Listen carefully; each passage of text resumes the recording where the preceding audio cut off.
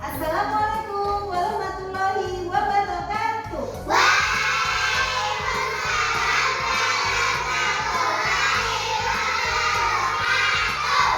pagi semuanya. Selamat pagi Bu Ina. Selamat pagi teman-teman. Apa kabar semuanya? Alhamdulillah luar biasa. Badan sehat, pikiran cerdas. Yes, yes, yes. Ya, hari ini senang semuanya. Senang mana senyummu? Ini senyumku. Iya. Hari ini hari apa ya? Jumat. Nah, hari ini kita mau buat keyakinan kelas. Apa itu? Keyakinan kelas itu seperti gini. Seperti kalian itu ingin kelas kalian seperti apa? Aturannya bagaimana? Pengen kelas kalian seperti apa? Bersih. Catat dulu sama Bika ya. Dan pengen kelasnya bersih. Apalagi kelasnya cantik berarti sama dengan bersih ya. Apalagi pengennya bagaimana?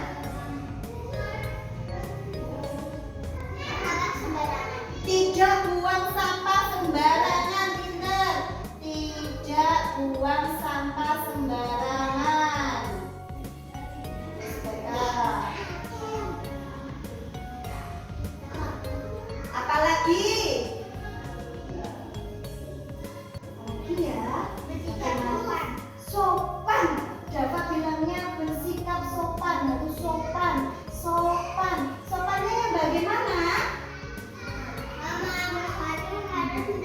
Kalau ambil sesuatu harus minta izin dulu. Coba Bika mau tanya, kalau minta bantuan harus bilang apa?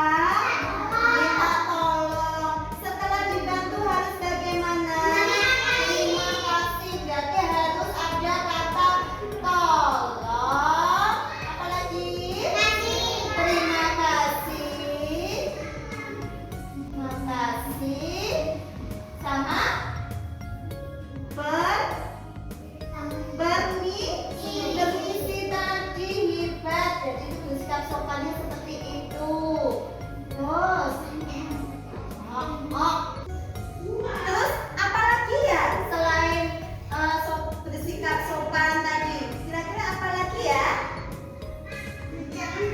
Cuci tangan bergantian. Cuci tangan bergantian. Terus apa lagi? Iya, habis mainan diberesin. Mainan diberesin. Terus apa lagi? Tidak boleh bertengkar. Hebat. Tidak boleh bertengkar sama siapa? Tidak boleh bertengkar dengan teman. Kira-kira membuat temannya tidak nyaman boleh apa tidak? Tidak boleh. Nah, kita tadi sudah disebutkan tadi pengennya tadi kelasnya bersih, kelasnya rapi, tidak boleh buang sampah sembarangan. Iya, bersikap sopan. Sekarang kita buat keyakinan kelasnya seperti apa? Kalau kita habis mainan, kita tanya, habis mainan harus dikembalikan. Terus habis menulis, alat tulis juga harus dikembalikan. Berarti itu kita harus apa? Bertanggung jawab. Kalau mainannya habis mainan ditinggal, terus spidolnya tidak dikembalikan, berarti itu bertanggung jawab apa tidak? Tidak. Jadi pertama adalah kita harus apa tadi? Bertanggung jawab. Nah, kayak tadi biar kelasnya bersih, sampah harus dibuang di tempat sampah. Kebersihan kelas juga tanggung jawab kita semua.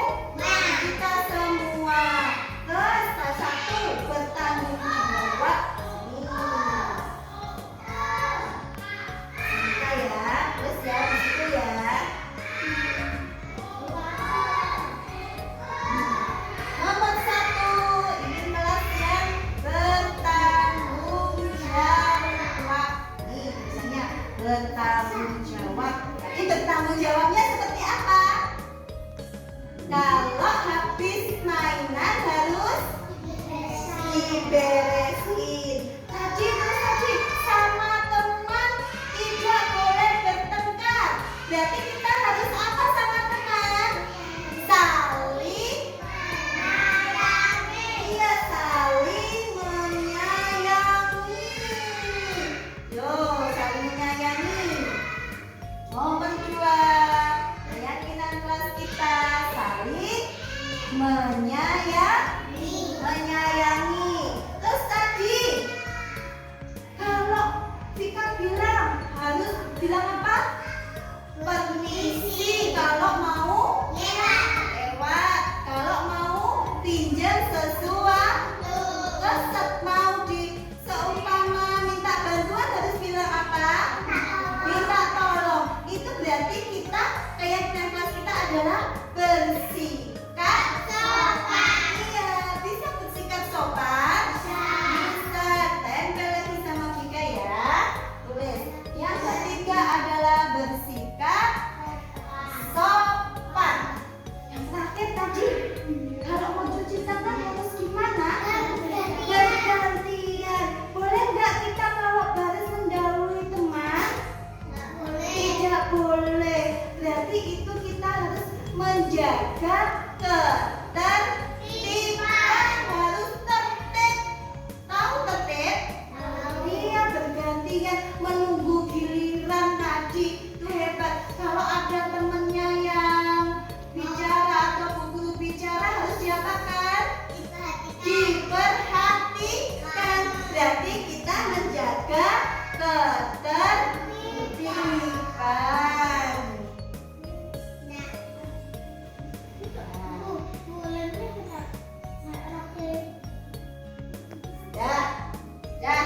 Jadi ada berapa ya keyakinan kita? Coba benar lagi. Yang pertama kita harus apa?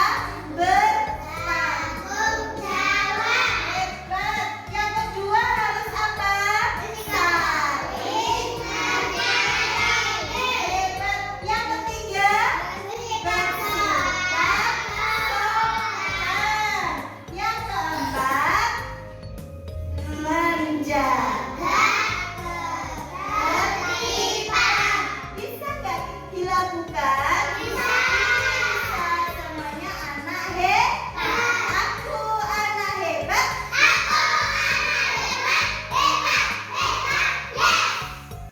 Nah, karena tadi kita sudah buat keyakinan kelas kita. Ada berapa keyakinan kelas kita? 4. Apa saja? Bertanggung jawab. Yang kedua, saling menyayangi. Yang ketiga, sopan. Menjaga ketertiban. Semuanya setuju? Siapa yang setuju? Iya, semuanya sudah setuju. Berarti dilakukan.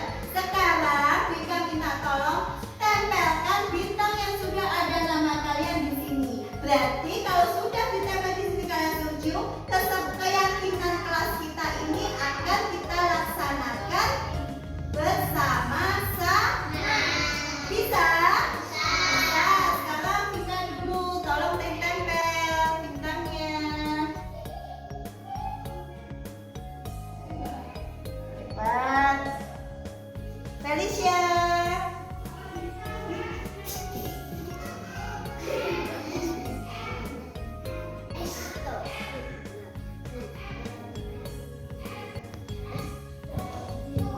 Caca.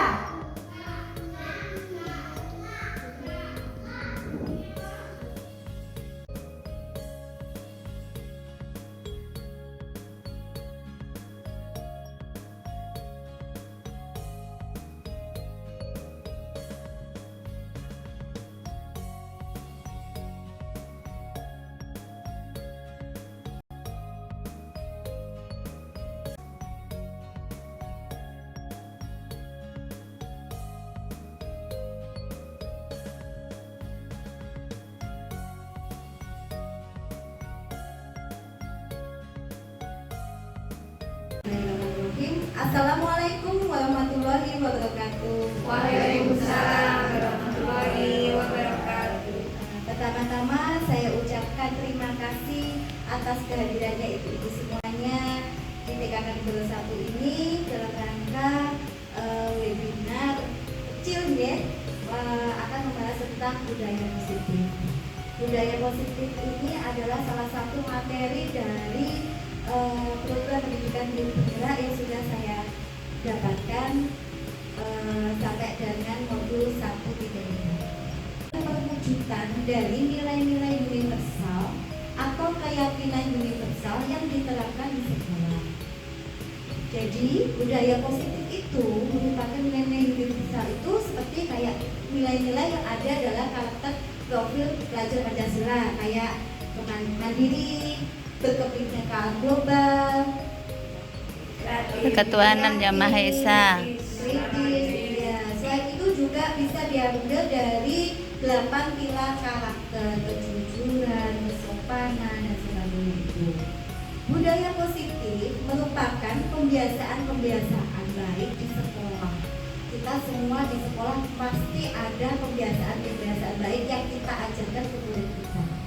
Dan dari budaya positif ini nanti bisa menumbuhkan motivasi intrinsik dalam diri anak untuk menjadi pribadi yang bertanggung jawab dan berakhlak mulia. Jadi dari pembiasaan-pembiasaan yang kita lakukan hari-hari akan menumbuhkan motivasi dalam diri anak. Anak tanpa disuruh sudah bisa melakukan sendiri. Seumpama kayak kita sudah membiasakan anak datang saling sapa, itu saja kalau dibiasakan setiap hari, anak sudah melakukannya dengan sendiri tanpa diminta. Dalam mewujudkan budaya positif, kita perlu membentuk dulu keyakinan kelas. Apa itu keyakinan kelas? Keyakinan kelas itu merupakan nilai-nilai kebajikan universal yang sudah disepakati secara tersirat maupun tersurat, lepas dari latar belakang suku, negara, bahasa, dan agama, dan nilai-nilai kebajikan yang menekankan pada seseorang akan lebih termotivasi dari dalam. Dan keyakinan kelas ini bersifat abstrak, berupa pernyataan universal. Pernyataan universal tadi seperti tanggung jawab, terus sopan, integritas, itu contoh pernyataan universal. Keyakinan kelas dibuat dalam bentuk positif, tidak terlalu banyak sehingga mudah diingat dan dipahami. Jadi keyakinan kelas itu jangan terlalu banyak untuk anak. Jadi kalau bisa hanya 4 atau maksimal 5 biar anak mudah melakukan. Kemudian dalam bentuk positif itu maksudnya jangan ada kata-kata jangan buang sampah sembarangan, tidak boleh nih. Kalau bisa kata-kata tidak jangan itu dirubah menjadi kata-kata buang sampah pada tempatnya. Jadi kata-kata jangan tidak itu dicoret ya. Kemudian keyakinan itu bisa dapat diterapkan di lingkungan, maksudnya sesuai dengan kondisi yang ada di sekolah kita masing-masing. Dan semua warga kelas hendaknya berkontribusi dalam membuat keyakinan kelas lewat kegiatan curah pendapat. Jadi keyakinan kelas ini tidak dibuat oleh guru kayak kita buat peraturan sendiri kayak gitu, anak harus datang segini, tidak. Tapi keyakinan kelas itu kita tawarkan, anak kita ajak ngobrol. Pengennya kelasnya seperti apa? Inginnya seperti apa? Biar anak yang mengungkapkan ada ide yang dari anak. Keyakinan kelas. Yang pertama, mempersilahkan warga sekolah atau murid-murid di sekolah atau kelas untuk bertukar pendapat tentang peraturan. Jadi anak diajak ngobrol, anak diajak memberikan ide tentang apa yang diinginkan di kelas tersebut. Kemudian yang kedua, mencatat semua masukan-masukan dari anak tersebut. Boleh ditulis di papan tulis, kalau anak bisa menulis boleh ditulis dalam kertas. Anak pengennya seperti apa? Kemudian menyusun keyakinan kelas sesuai prosedur pembentukan keyakinan kelas. Gantilah kalimat-kalimat negatif menjadi kalimat positif.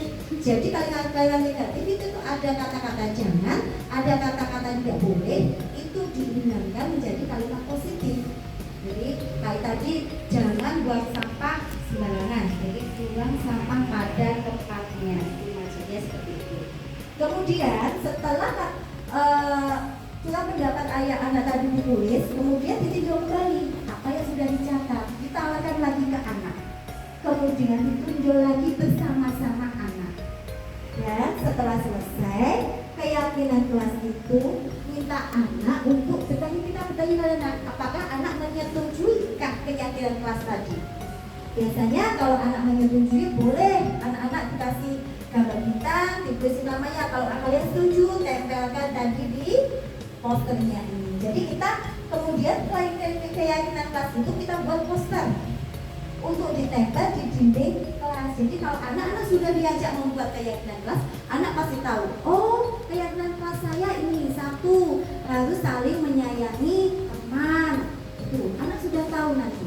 Kalau sudah ditempel, disetujui anak, berarti anak bisa melakukan keyakinan kelas itu dengan senang hati. Itu akan menumbuhkan disiplin diri dalam diri anak tersebut.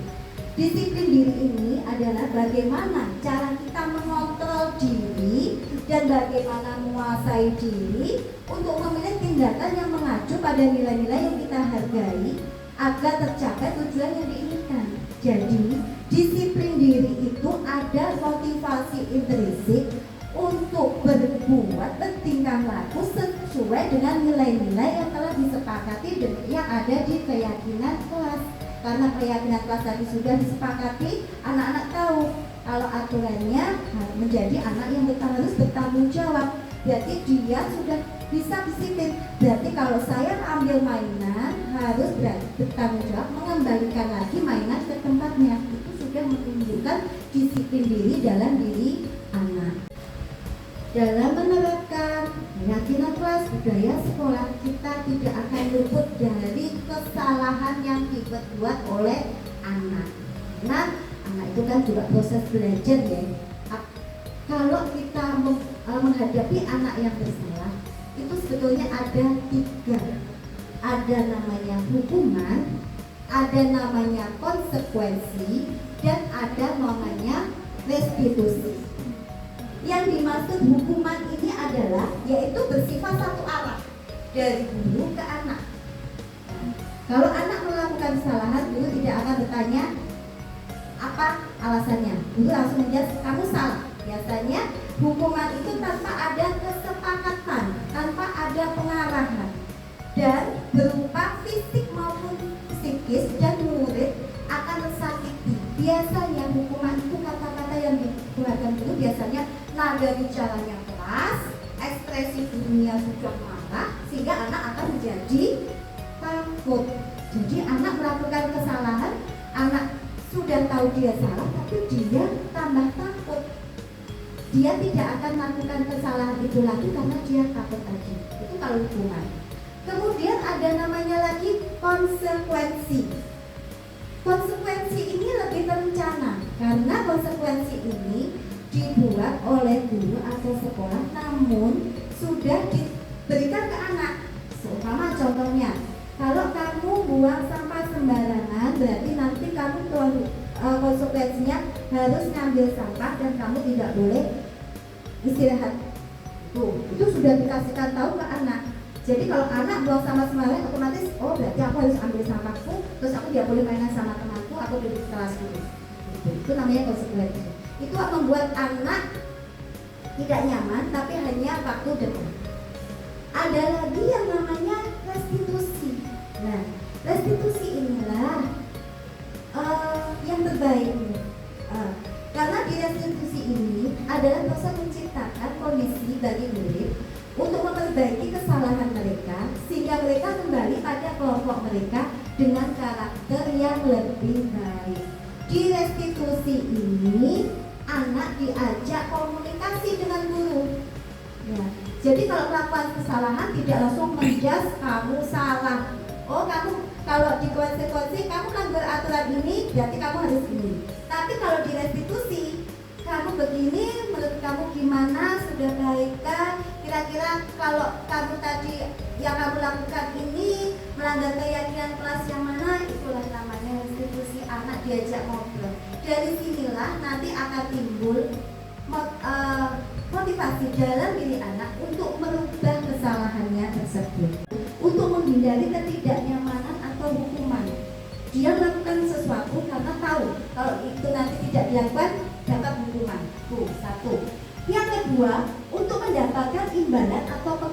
pujian dari orang lain. Kalau saya melakukan ini mesti guru masih senang. Aku senang kalau guruku senang dapat pujian dari guru itu. Dan yang ketiga adalah untuk menjadi orang yang mereka inginkan dan menghargai diri sendiri dengan nilai-nilai yang mereka percaya. Maksudnya gini, anak-anak sudah tahu, oh kalau aku itu mau kembali kalau habis menggambar harus saya kembalikan lagi, karena dia tahu aku kalau nggak kembalikan nanti spidolku bisa hilang, nanti kalau nggak kembalikan berarti aku tidak menjadi anak yang bertanggung jawab. Jadi dia sudah tahu nilai seperti itu, tidak ada motivasi dari luar, jadi ada motivasi dari dalam anak. Itu yang ketiga. Kemudian dalam menghadapi anak yang salah, kita juga harus memahami sebetulnya ada kebutuhan dasar manusia. Setiap manusia punya kebutuhan dasar ini, yaitu yang pertama bertahan hidup, yang kedua adalah kasih sayang dan rasa diterima, bisa menjadi kelompok lain, bisa diterima dengan kelompok lain. Kemudian penguasaan, yaitu kekuatan, sesuatu menjadi terampil kalau diakui, kebisaannya, kepintarannya, itu penguasaan. Kemudian kebebasan, ingin menentukan pilihan sesuai dengan yang diinginkan. Dan yang terakhir adalah kesenangan. Tapi kalau kita menghadapi anak yang melakukan kesalahan, selain kita memahami tadi kebutuhan dasar manusia, kita juga harus bisa menempatkan diri sebagai posisi kontrol. Di sini ada 5 posisi kontrol yang bisa dilakukan guru, yaitu yang pertama adalah penghukum. Penghukum itu bisa menggunakan hukuman fisik maupun verbal. Ini membuat anak tidak nyaman. Ini membuat anak tersakiti kalau kita menempatkan posisi penghukum. Yang kedua adalah pembuat rasa bersalah. Biasanya kalau membuat rasa bersalah, guru itu suaranya pelan. Kamu kok gitu sih, Mak? Kamu kok gini? Ibu jadi sedih ya? Kayak gitu. Biasanya si gurunya saya tenang, boleh buat anak-anak itu berasa, oh guru kok jadi sedih ya karena aku begini. Jadi dia rasa bersalahnya ada. Kemudian yang ketiga adalah sebagai teman. Guru tidak menyakiti murid, akan tetapi mengajak murid sebagai temannya. Oh yaudah, nggak apa-apa, kamu salah. Kalau kamu salah nanti dibantu deh sama guru gitu. Dan sebagai pemantau, kalau sebagai pemantau tadi adalah memantau, karena sekolah sudah ada aturan segini, kalau salah konsekuensinya gitu. Dulu dia menempatkan itu. Dan yang terakhir adalah sebagai manajer. Nah, disinilah sebagai manajer, guru itu berbuat sesuatu dengan murid, mempersilahkan murid mempertanggungjawabkan perilakunya. Di sini murid diajak ngomong, diajak ngobrol. Apa kesalahannya, apa yang sudah dilakukan, mengapa dilakukan. Akhirnya murid bisa mencari solusi atas permasalahan yang dihadapi. Nah, di sini ada kata-katanya. Kalau penghukum biasanya patuhi aturan saya ini. Biasanya kata-katanya itu seperti itu, nadanya keras, ekspresinya menakutkan. Misalnya seperti itu. Kalau pembuat merasa bersalah, kata-katanya, ibu sangat kecewa sekali dengan kamu. Kata-katanya pelan tapi kayak nusuk gitu. Dan anak jadi merasa kecewa. Kalau sebagai teman, ayolah bantulah ibu, kamu jangan begini, kalau begini ibu jadi gimana gitu. Itu kata-kata sebagai teman. Kalau sebagai pemantau, ini peraturannya apa ya? Terus kamu sudah melakukan apa? Itu pemantau, kata-kata seperti itu.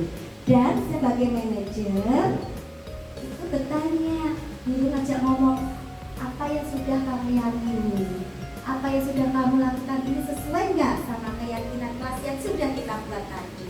Dalam menempatkan diri sebagai manajer, kita sebagai guru harus mengetahui, bisa menerapkan langkah-langkah dalam segitiga restitusi. Dalam segitiga restitusi itu ada yang pertama adalah menstabilkan identitas. Yang kedua, validasi tindakan yang salah. Dan yang ketiga, menanyakan keyakinan. Dalam menstabilkan identitas ini biasanya adalah karena setiap orang pasti pernah melakukan kesalahan.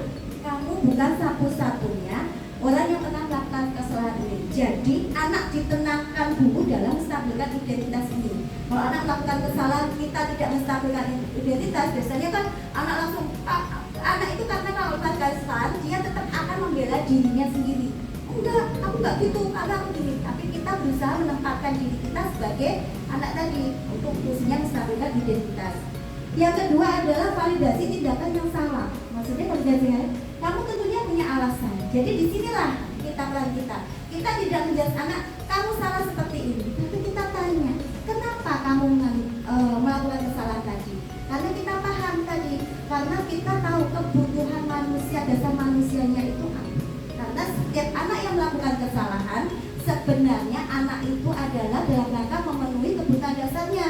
Dia pengen kesenangan, pengen merasa, pengen disayangi, atau pengen menjabat penguasaannya.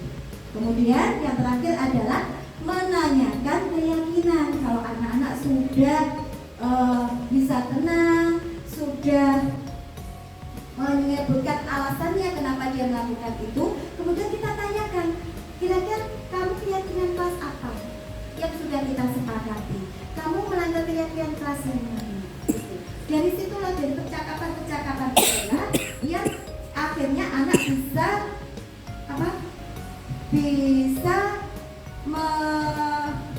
mencari solusi dari permasalahannya.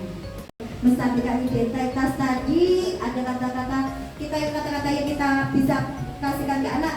Berbuat salah itu tidak apa-apa. Jadi bukannya kita membela anak berbuat salah itu nggak apa-apa, nanti kan tidak. Tapi kita tidak menekankan tak pada kesalahan yang dilakukan anak. Tapi kita nggak apa-apa ini salah, tapi kita harus bisa mengubah perilakunya anak dari yang salah menjadi benar. Jadi tidak ada manusia yang sempurna. Saya juga pernah melakukan seperti itu. Itu biasanya kalau anak benar, oh begitu juga gitu, berarti nggak apa-apa seperti ini. Tapi biarkan anak dalam menstabilkan identitas seperti itu. Kemudian yang kedua adalah validasi tindakan yang salah. Maksudnya gini, yang bisa kita ucapkan seperti ini. Padahal kamu bisa melakukan yang lebih buruk dari ini. Berarti kesalahan yang dibuat anak itu kita anggap nggak apa-apa. Kamu bisa loh membuat ini. Itu hanya kata-kata untuk menenangkan dia, menstabilkan identitasnya, dia tindakannya itu nggak apa-apa. Ini ya untuk yang ini salah nggak apa-apa. Tapi kita harus cari kita berbagi sesajinya. Jadi kamu pasti punya alasan mengapa melakukan hal itu. Kamu patut bangga pada dirimu. Jadi kata-kata itu kita ini belajar untuk bisa berbicara yang baik dengan anak kalau anak melakukan kesalahan. Dan yang terakhir adalah menanyakan keyakinan. Nah, karena kita sudah membuat keyakinan kelas terlebih dahulu, kita tanyakan apa yang kita percaya sebagai kelas.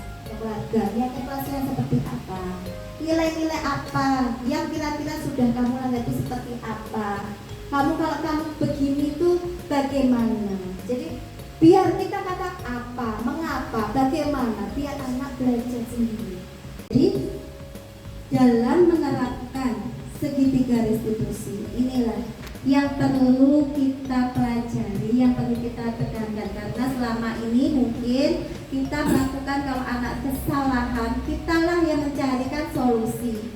Jadi nggak membuatkan kita mesti mendoa, ayo minta maaf. Tapi kita tidak pernah bertanya kenapa kamu melakukan ini, kenapa kamu begini, kamu harusnya bagaimana. Biar anak, kalau anak sudah bisa sendiri, oh aku harus begini, itu nanti yang akan menciptakan budaya positif. Anak merubah kesalahannya berasal dari dalam dirinya, sehingga anak tidak akan melakukan kesalahan yang sama lagi di masa yang akan datang. Mungkin itu yang bisa saya sampaikan dalam materi budaya positif ini. Ada kurang lebihnya mohon maaf. Terima kasih atas perhatiannya. Wabillahi taufiq wal hidayah. Wassalamualaikum warahmatullahi wabarakatuh. Waalaikumsalam warahmatullahi wabarakatuh.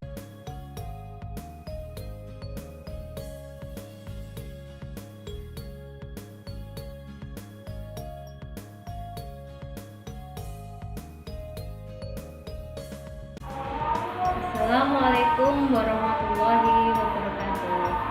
Perkenalkan, saya Ibu Reni Nekia Sandi. Saya sebagai teman sejawat dari Ibu Ika Wijaya yang sekarang ini sedang mengikuti pelatihan calon guru penggerak. Alhamdulillah, kami sangat berbangga hati kepada Bu Ika yang telah lolos menjadi salah satu calon guru penggerak yang ada di Kota Madiun. Untuk kegiatan budaya positif, alhamdulillah di sekolah kami dengan adanya Bu Ika sudah sangat tertanam baik kepada anak-anak. Dengan adanya budaya positif yang telah diterapkan melalui kegiatan keyakinan kelas, contohnya sikap sopan santun, bertanggung jawab, kemandirian, dan yang lainnya itu sudah sangat sekali diterapkan di TK kami. Anak-anak sudah mengerti betul untuk sopan kepada orang tua, kepada guru, kepada teman, sudah diterapkan dengan baik di sekolah kami. Alhamdulillah, sekolah kami ada Bu Ika sehingga penerapan budaya positif sangat tertanam kepada anak-anak, dan semoga untuk kedepannya membawa pengaruh yang baik untuk anak-anak dan sekolah kami. Mungkin itu yang bisa kami sampaikan. Akhir kata, wassalamualaikum warahmatullahi wabarakatuh. Assalamualaikum warahmatullahi wabarakatuh. Perkenalkan, nama saya Olivia Sukmawati. Saya teman sejawat dari Bu Ika. Nah, di sini saya akan menyampaikan sedikit testimoni terhadap Bu Ika. Saya sangat bangga sekali kepada Bu Ika karena sudah menerapkan budaya positif untuk anak-anak dan dijadikan sebuah kebiasaan sebagai kegiatan keyakinan kelas. Nah, di keyakinan kelas di sini Bu Ika menerapkan 4 poin penting. Yang pertama, memiliki sifat sopan santun, yang kedua bertanggung jawab, yang ketiga kemandirian, dan yang terakhir saling menyayangi. Nah, dalam keempat poin ini Bu Ika menerapkan kepada anak-anak dengan sangat baik dengan kegiatan pembiasaan setiap harinya, dan anak-anak alhamdulillah paham dan mengerti betul bagaimana menerapkan keempat poin tersebut. Nah, itu saja yang dapat saya sampaikan. Terima kasih, dan saya sangat bangga sekali kepada Bu Ika karena mampu menerapkan budaya positif kepada anak. Terima kasih. Wassalamualaikum warahmatullahi wabarakatuh.